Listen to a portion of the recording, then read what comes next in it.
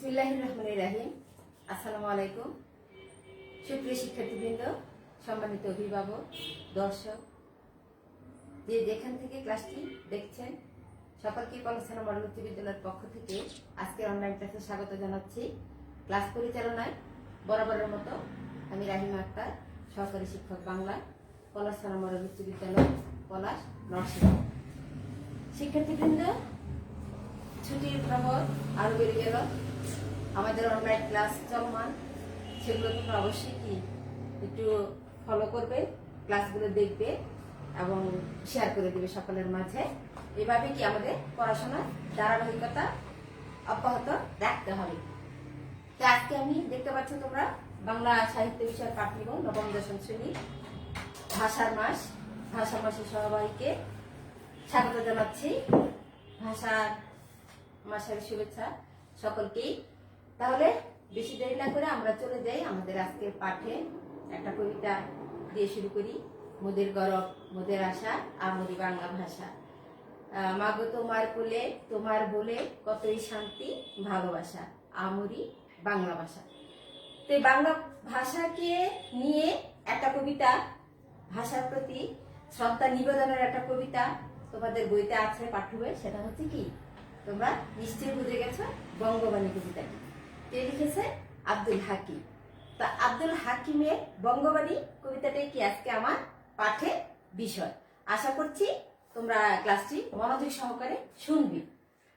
বঙ্গবাণী কবিতাটি যে সময়ে রচিত, সেটা কি মধ্যযুগে একটা কবিতা, মধ্যযুগীয় কবিতা। তো এই যুগের বিষয়টাতে একটু আসি, যে তোমাদের নিশ্চয়ই জানা আছে যুগ বিভাগ বাংলা ভাষার কটা ভাগে ভাগ করা হয়েছে? 3টা ভাগে। কি কি? প্রাচীন যুগ একটু দেখো, তারপর হচ্ছে মধ্যযুগ, সময়টা আমি দিয়ে দিচ্ছি এক্ষুনি, আধুনিক যুগ।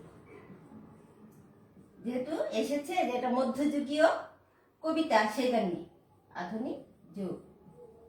এখন চলো আমরা একটু সময় বিন্যাসে চলে যাই। অধিকাংশে মতামত অনুসারে কি যেভাবে করা হয়েছে এটাই আমি এখানে বলছি। দেখো 650 থেকে 1200 এই সময়কালকে ধরা হয় কি প্রাচীন যুগ।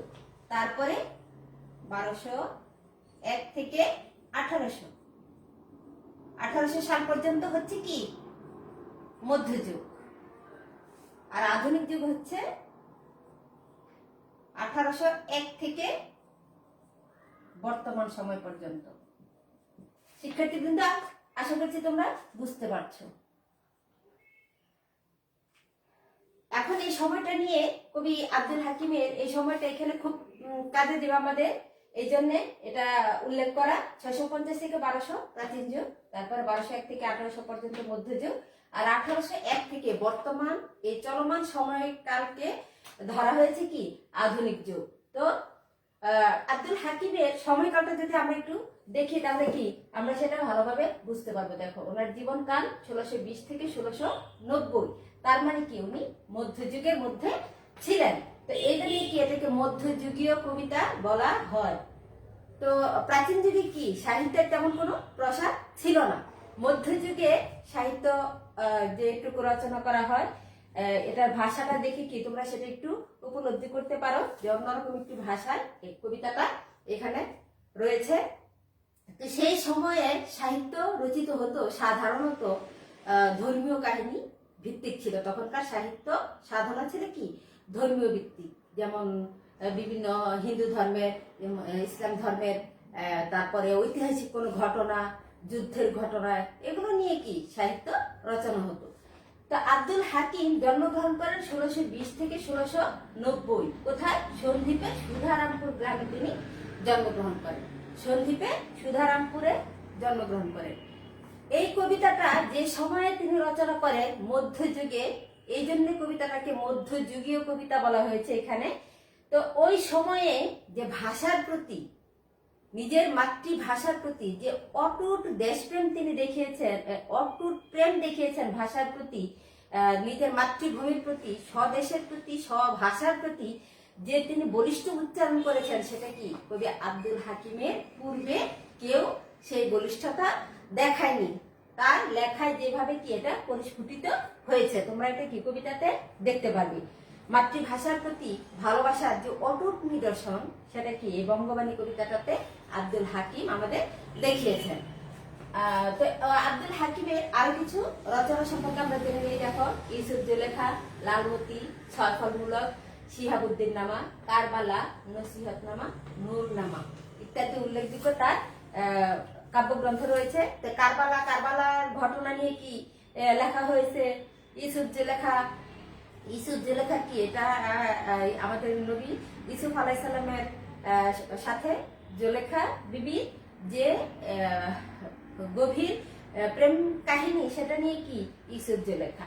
তো এই যে এটা কি ধর্মীয় ভিত্তিতে এসেছে, এই জন্য নামগুলো বলছি। কারবালা এটা একটা ঐতিহাসিক ঘটনা, সেইভাবে এসেছে। তো হিন্দু ধর্মের গুলো কি রামায়ণ, মহাভারত বা ওই সম্পর্কে কি ধর্মীয় ভিত্তিক কি রচনাগুলি হতো তখন মধ্যযুগে। আর নূরনামা কাব্যগ্রন্থ থেকে কি আজকে বঙ্গবাণী কবিতাটি নেওয়া হয়েছে। নূরনামা কাব্যগ্রন্থ, তার বিখ্যাত কাব্যগ্রন্থ হচ্ছে নূরনামা। এই নূরনামা কাব্যগ্রন্থ থেকে কি এই আজকের কবিতা অংশটুকু নেওয়া হয়েছে, যেটা সম্পর্কে কি আমরা আলোচনা করব। তো বঙ্গবাণী কবিতাটি যে সময়ে মধ্যযুগে রচিত, সেই যুগ সম্পর্কে আমরা একটু জানি যে তিনি কেন এই কবিতাটি লিখেছিলেন। তো তোমাদের নিশ্চয়ই মনে আছে 1204 সালে ইখতিয়ার উদ্দিন মোহাম্মদ বিন বখতিয়ার খলজি বাংলা দখল করেন, তাই না?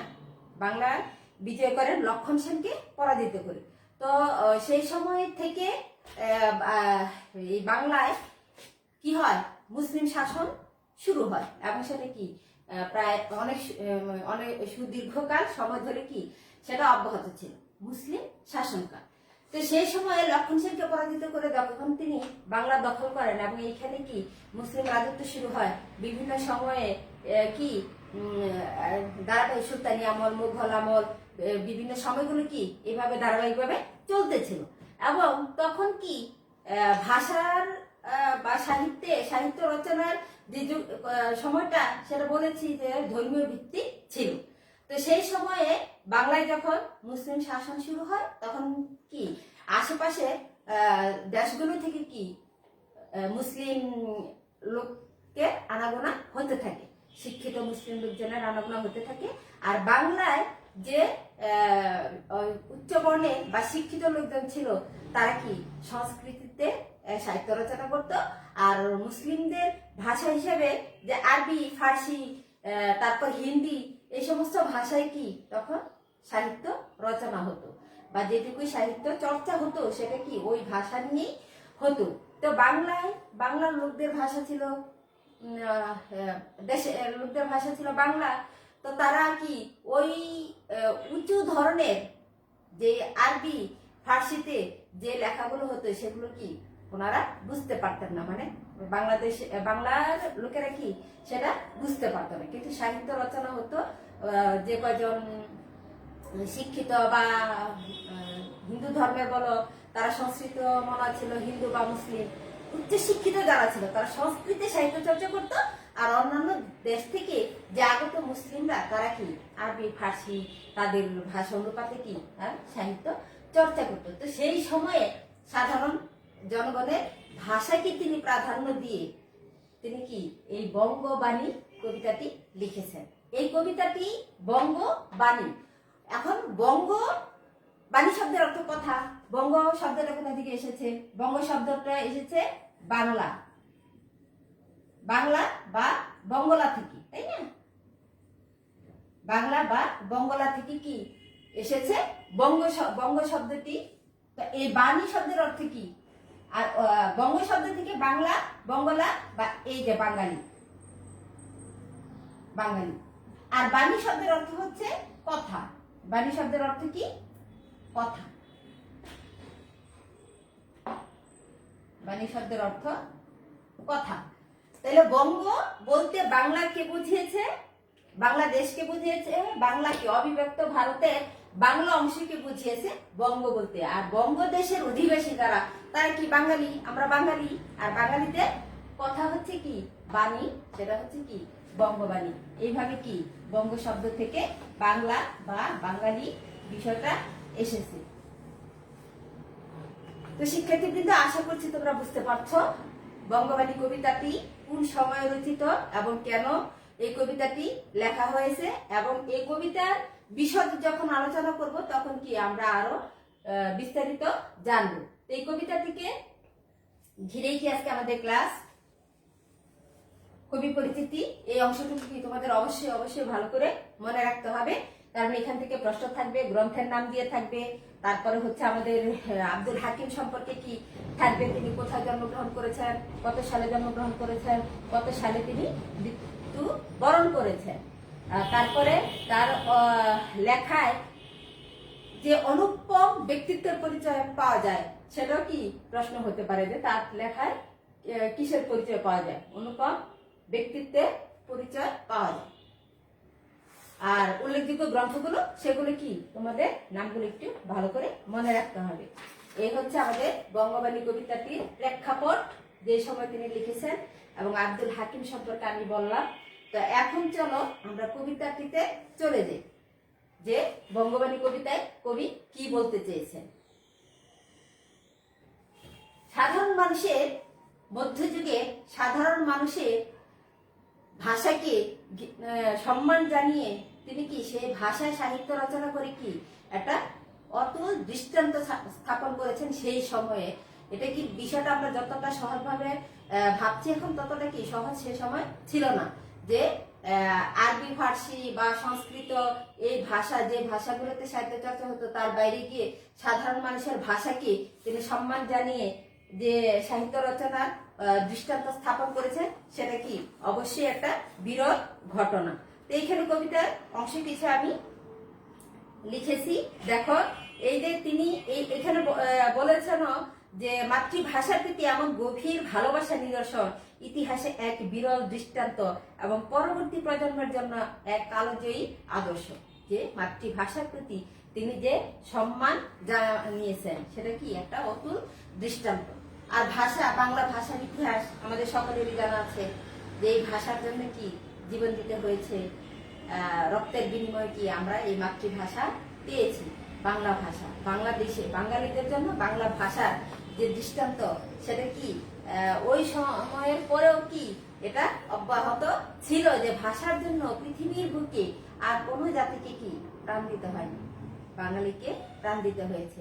বাংলা ভাষা, মাতৃভাষা রক্ষার জন্য জীবন দিয়েছে রফিক, শফিক, বরকত, জব্বার, আরো নাম না জানা অনেক ভাষাশুনি।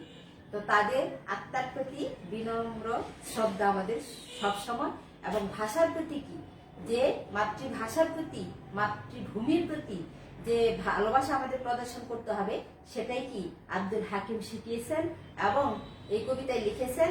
এবং সেইভাবেই কি ছাত্র সমাজ, যে যারা ভাষার জন্য জীবন দিয়েছে, তারাও কি আমি মনে করি এই মাতৃভাষা এবং দেশপ্রেম থেকে কি, সব ভাষা প্রেম থেকে কি তারা এই কাজটি করতে পেরেছে। তো মাতৃভাষা বাংলার সঠিক প্রচার প্রসার এবং সঠিক ব্যবহারই কি আমাদের ভাষার প্রতি ভালোবাসা প্রকাশ হতে পারে। তো ভাষার শহীদের প্রতি শ্রদ্ধা জানিয়ে কবিতাটি পড়ছি। দেখো, এখন কবিতাটি একটু অন্য ভাষায়, একটু অন্যরকম শব্দ এখানে ব্যবহার করা হয়েছে। আমি চেষ্টা করব যে একদম প্রত্যেকটা শব্দ ধরে ধরে অর্থ বুঝিয়ে দেওয়ার জন্য তোমাদের। দেখো, কিতাব পড়িতে যায় নাহিক অভ্যাস, সেসবে কহিল মুতে মনে হাবিলাস, তে কাজে নিবেদি বাংলা রচন, নিজ পরিশ্রম তোষি আমি সর্বজন। এই কবিতাটিকে একটু অন্যরকম শব্দ এখানে ব্যবহার করা হয়েছে, একটু অন্যরকম ভাষায়। যে মধ্যযুগে যখন কোনো সাহিত্য বা কবিতা পাঠ বা কোনো ঘটনা বর্ণনা করা হতো, তখন কি এটা ভূমিকার মাধ্যমে কি এটা সুরে সুরে কি পড়া হতো। তোমরা হয়তো পড়ে থাকবে, আমি এখন তোমাদের সেটা শোনাতে পারছি না। তো এইভাবে কি এই চারটা লাইনে আমরা দেখি কি কবি এখানে কি একটা ভূমিকা উপস্থাপন করেছেন। ওই সময়ে কি এইভাবে কি কোনো কিছু উপস্থাপন করার আগে কি একটু ভূমিকা দেয়া হতো। তো এখন দেখো, কিতাব পড়িতে যার নাহিক অভ্যাস, কিছু কিছু অর্থ তোমরা বুঝতে পারবে। কিতাব শব্দের অর্থ বই, পড়িতে পড়তে যার নাহিক নাই অভ্যাস মানে অভ্যাস নেই। তো তো কিতাব বলতে বইকে বোঝানো হয়েছে, আর কিতাব এটা কি, এটা কিতাব বলতে ফার্সি ভাষায় কি বোঝানো হয়েছে এখানে। কিতাব আরবি ভাষায় রচিত, এরকম তো আরবি ফার্সি বা অন্য ভাষা রচিত বই পড়তে কি কার যার অভ্যাস নেই, মানে আরবি ফার্সি, আমি আগে বলেছি সংস্কৃত আরবি ফার্সি শাস্ত্র ওই ভাষায় যে সাহিত্য রচনা হয় সেগুলো কি যারা পড়তে পারে না তাদেরকেই বোঝানোর জন্য কি এখানে কিতাবটা বলা হয়েছে। আর এটা আক্ষরিক শব্দের অর্থ হচ্ছে বই। তাহলে ওই কিতাব পড়তে যাদের অভ্যাস নাই সেসবে কহিল মতে মনে হাবিলাস। হাবিলাস শব্দের অর্থ কি ইচ্ছা, মনের ইচ্ছা। তাহলে সেই সবে কারা, যাদের ওই কিতাব পড়তে অভ্যাস নেই, অন্য ভাষায় যে আরবি ফার্সি শাস্ত্রে যাদের কিতাব পড়তে অভ্যাস নাই সেই সবে কহিল মতে, মতে মানে কি আমার কি, এখানে কবিকে বলা হয়েছে, যেহেতু কবি উপস্থাপন করছেন তাহলে তারা কবিকে বললেন তাদের মনের ইচ্ছার কথা। তারা কবিকে তাদের মনের ইচ্ছার কথা বলেছেন যারা কিতাব পড়তে পারে না, যাদের কিতাব পড়ার অভ্যাস নেই। তে কাজে নিবেদি বাংলা করিয়া রচন। তে কাজে মানে ওই কাজে, নিবেদি মানে নিবেদন করে কি বাংলা করিয়া রচন, তিনি বাংলা রচনা করেছেন। তে কাজে কোন কাজে, যে ওই যে একদল লোক কবিকে এসে বলেছে যাদের বই পড়ার অভ্যাস নাই তাদের মনের ইচ্ছার কথা বলেছে, ওই কাজে কি তিনি নিজেকে নিবেদন করে কি বাংলা রচনা করলেন। নিজ পরিশ্রম তোষী আমি সর্বজন। এখানে নিজ পরিশ্রম, নিজ মানে নিজের পরিশ্রম, বুঝতে পেরেছ, তোষী তোষণ করা, সন্তুষ্ট করা, তুষ্ট করা, এরকম অর্থ ব্যবহার করা হয়েছে। আমি সর্বজন, সর্বজন মানে কি সবাইকে। তাহলে কবি কি নিজে পরিশ্রম করে সকলকে তুষ্ট করার জন্য করেছেন, তুষ্ট করার জন্য কি তিনি বাংলা রচনা করেছেন। কাদের জন্য, যারা কি যাদের কিতাব পড়ার অভ্যাস নাই, বই পড়ার অভ্যাস নাই, বাংলা ছাড়া অন্য ভাষায় যে সাহিত্য রচনা হতো সেগুলো কি পড়ার অভ্যাস যাদের নাই তাদের জন্য কি কবি বাংলা রচনা করেছেন। তারপরে দেখো, আরবি ফার্সি শাস্ত্রে নাই কোনো রাগ, দেশি ভাষে বুঝিতে ললাটে পুরে ভাগ। তো আরবি ফার্সি এগুলো কি ভাষা, আরবি ফার্সি এই শাস্ত্র মানে বই বা যে সাহিত্য লেখা হতো সেই সবই কি কবির কোনো রাগ নেই, কবির কোনো কি রাগ নেই, ক্ষোভ নেই আরবি ফার্সি শাস্ত্রে। তাহলে দেশি ভাষে বুঝিতে ললাটে পুরে ভাগ। তো এইখানে দেশি ভাষা মানে দেশি ভাষা, বুঝিতে বুঝতে, ললাটে এটা আমরা বুঝতে পেরেছি ভাগ্য বা কপাল, পরে ভাগ। ভাগ মানে কি ভাগ্য, বা ওই অর্থেই কি এখানে বোঝানো হয়েছে। একদম কবিতার কি যে শব্দের অর্থ অনুপাতে কি অনেক সময় সেটা কি অর্থ প্রকাশ হয় না, এটার একটা কি ভাবার্থ কি ব্যবহার করা হয়ে থাকে কবিতার ক্ষেত্রে। তো আরবি কবি এখানে বলেছেন যে আরবি ফার্সি শাস্ত্রে কবির কোনো রাগ নেই, কোনো দুঃখ নেই, ক্ষোভ নেই, কিন্তু দেশি ভাষা বুঝতে, দেশের ভাষায় কি আমাদের আগে বুঝতে হবে, দেশি ভাষায় কি সাহিত্য রচনা করতে হবে, এটাই কি আমাদের জন্য ভালো।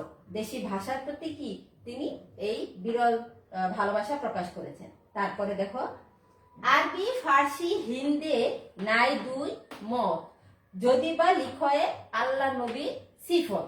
এখন আরবি ফার্সি হিন্দে এগুলো কি ভাষা, ভাষার কথা বলা হয়েছে, এগুলোতে কি কি কোনো দুই মত নাই। হিন্দে বলতে এখানে হিন্দিকেও বোঝানো হতে পারে, আবার হিন্দে আরটা আছে যে হিন্দুর অক্ষর, এটা একটু সামনে পাবে। তো ওইভাবে কি যে ভাষায় কি আল্লাহ নবী সিফত মানে হচ্ছে গুণ, লিখয়ে আল্লাহ নবীর সিফত, আল্লাহ নবীর সিফত যে ভাষাতেই লেখা হোক না কেন সেখানে কি কোনো দুই মত নাই।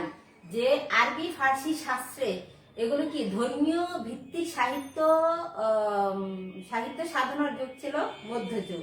তো ওই সময়ে ধর্মীয় দৃষ্টিকোণ থেকেই কি ওই আরবি ফার্সি এটাকেই কি উত্তম ভাষা মনে করা হতো, যে অন্য কোনো ভাষায় কি সাহিত্য রচনা হলে সেটা কি উত্তম হবে না। যে আল্লাহ নবীর সিফত গুণগান করতে কি আরবি ফার্সি ভাষাই, মানে আরবি তো হচ্ছে ইসলাম ধর্মের ভাষা, কোরআনের ভাষা আরবি, তোমরা সবাই জানো। তো আল্লাহ নবীর সিফত গুণাবলী বর্ণনা করতে কি কোরআনের ভাষা আরবি ফার্সি ভাষাটাই কি উত্তম, অন্য কোনো ভাষায় কি সেটা ভালো দেখায় না। এইভাবে কি তারা আরবি ফার্সিটাকে কি প্রাধান্য দিতেন। কিন্তু কবি কি আরবি ফার্সি বা পৃথিবীর যত ভাষা আছে সবই তো আল্লাহ বুঝেন, তাই না? সব যেভাবেই মানুষ যে ভাবেই প্রকাশ করুক সেটা কি আল্লাহ বোঝেন। আমরা যেটা বলি সেটাও আল্লাহ পাক বোঝেন, সৃষ্টিকর্তা বোঝেন। আমরা যেটা প্রকাশ করি না সেটাও কি তিনি বুঝতে পারেন। এই জন্য কি একেবারে আরবি ভাষাই বা পৃথিবী শুধু তো বাংলা না, আরবি ফার্সি না, অনেক ভাষা কি এখানে আছে পৃথিবীতে। প্রায় ৩,৫০০-এর উপরে যে ভাষা আছে সেই সব ভাষার কি আল্লাহ তাআলা বুঝতে পারেন। তো এটাই বলেছেন কবি এই অংশটুকুতে। তো শিক্ষার্থীবৃন্দ, আজকে এটার আমি 2টা ক্লাস নিব, পরবর্তীতে আরো পরের ক্লাসে বাকি অংশটুকু আলোচনা করব এবং এই কবিতায় কবি কি বোঝাতে চেয়েছেন সেটুকু আলোচনা করব। তো আজকে যে অংশটুকু পর্যন্ত পড়ালাম এইটুকু পর্যন্ত তোমরা বাড়িতে একটু ভালো করে পড়বে আর একটু বোঝার চেষ্টা করবে। যদি কোনো সমস্যা হয় সেটা কি আমাকে বলবে। তো আজকে আবার দেখো আমি আরেকটু বলে দিচ্ছি বঙ্গবাণী কবিতাটি। বঙ্গবাণী কবিতাটি লিখেছেন আব্দুল হাকিম। তিনি জন্মগ্রহণ করেন 1620 খ্রিস্টাব্দে সন্দ্বীপে সুধারণপুর গ্রামে এবং মৃত্যুবরণ করেন কত সালে? 1690 খ্রিস্টাব্দে। তো তিনি বাংলা ভাষার প্রতি কি স্বদেশ এবং ভাষার প্রতি কি মাতৃভাষার প্রতি কি বিরল দৃষ্টান্ত স্থাপন করেছেন, ভালোবাসার অকুল দৃষ্টান্ত স্থাপন করেছেন। সেটা কি তোমাদের জন্য আদর্শ, এটা কাজী আদর্শ হিসেবে কি তিনি এটা এই কবিতাটি মাধ্যমে বোঝাতে চেয়েছেন। তো তার উল্লেখযোগ্য কিছু রচনা আছে, সেগুলো বোর্ডে আমি লিখে দিয়েছি। যেমন ইউসুফ জুলেখা, লালমতি, সয়ফলমূলক, শিহাবুদ্দিন নামা, নসিহত নামা, কারবালা শহরনামা, তারপর হচ্ছে নূরনামা। তার বিখ্যাত কাব্যগ্রন্থ সেটা হচ্ছে কি নূরনামা কাব্যগ্রন্থটি। তারপর কি আলোচনা করেছি? যুগ বিভাগ। কারণ যেহেতু এটা মধ্যযুগীয় কবিতা বলা হয়, মধ্যযুগটা কেন বলা হয় সেই জন্য কি যুগ বিভাগ নিয়েও আলোচনা করেছি। প্রাচীন যুগ কি, মধ্যযুগ কি, আধুনিক যুগ কি, একেবারে সময় সহ আমি বর্ণনা করে দিয়েছি এখানে। আধুনিক যুগের সাহিত্য সম্পর্কে তো তোমাদের ধারণা আছেই, মধ্যযুগে কিভাবে সাহিত্য লেখা হতো সেগুলো আলোচনা করলাম। আর প্রাচীন যুগে কি সাহিত্যের তেমন প্রসার ছিল না। এই হচ্ছে কবিতার লেখক সম্পর্কে। এরপরে দেখো কবিতার যে অংশটুকু আজকে এখানে তুলে ধরেছি সেটুকু তোমাদের বোঝাতে আমি চেষ্টা করেছি। কবি বঙ্গবাণী কবিতাটি লিখেছেন, এখানে তিনি কি বলতে চেয়েছেন, বঙ্গবাণী বা বাংলা ভাষাকে নিয়ে তিনি যে রচনা করেছেন কবিতাটি, এটা এখানে কি আলোচনা করলাম। আশা করছি তোমরা বুঝতে পেরেছ এই কবিতাটিতে কবি কি বোঝাতে চেয়েছেন। এর পুরো অংশটা কি আগামী ক্লাসে শেষ করে দেব। তো আশা করছি এই পর্যন্ত তোমরা বুঝতে পেরেছ। যদি সমস্যা হয় অবশ্যই কি বলবে। আর যেহেতু স্কুল বন্ধ হয়ে গেছে, পড়াশোনার প্রতি কি কোনো ফাঁকিবাদী চলবে না, একদমই ভালো করে পড়াশোনা করবে। কারণ এই বঙ্গবাণী কবিতাটি তোমাদের নবম, দশম শ্রেণী এবং এসএসসি পরীক্ষার্থী সকলের জন্যই কি এটা কাজে লাগবে। তো আশা করছি তোমাদের ভালো লেগেছে। পরবর্তী ক্লাসে আবার দেখা হবে। সে পর্যন্ত তোমরা সকলে ভালো থাকো, সুস্থ থাকো এবং নিরাপদে থাকো। আল্লাহ হাফিজ।